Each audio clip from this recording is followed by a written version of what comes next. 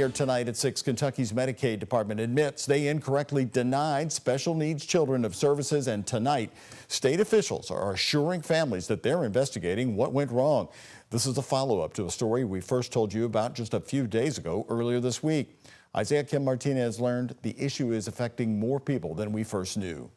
Kentucky's Medicaid Department is apologizing to families across the state for incorrectly denying a waiver their kids have for months relied on to cover essential services like therapy. They could still decide at the end to drop us regardless. Angela Four of Louisville isn't sold just yet. So I just don't think that you should have to prove year after year that your child is disabled when it's like we talked about, it's not going to change. In a letter sent to Kentucky families, also provided to WHAS 11, the state says they'll be re-reviewing the cases of children like 8-year-old Jack, Four's son, who has Down syndrome. 9-year-old Eleanor of Lebanon, Kentucky, does too. I want to hope that that is 100% the truth, that there was a mistake and that they're rectifying that situation. If so, that is a great first step in going forward. We first talked to her mother, Trina Martin, on Tuesday, frustrated and demanding answers. Why did they target our kids? Kids like Eleanor and Jack have been covered by Kentucky Medicaid's home and community-based waiver since last year. When trying to recertify this year, now an annual requirement,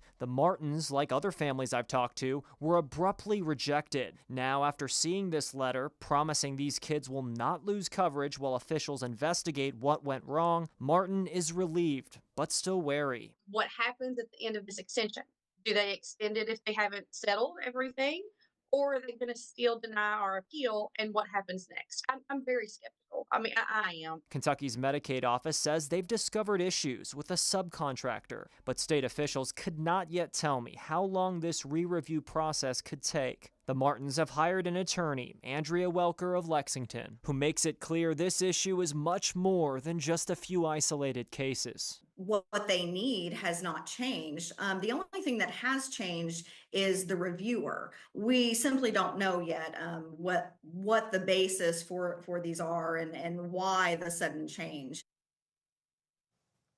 Now, some moms have already appealed the decision. Today, the state's Medicaid office said those going through the appeal process will continue to receive services while this is being resolved. Doug.